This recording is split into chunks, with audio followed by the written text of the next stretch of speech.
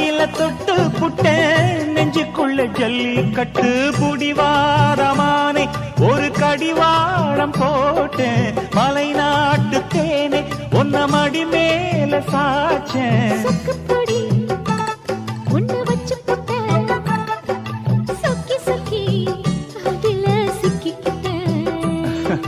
கிச்சிலி சம்பா குத்தி எடுத்தே மொச்ச குழம்பும் வச்சு எடுத்தே ஆமாடி அதுக்காகத்தான்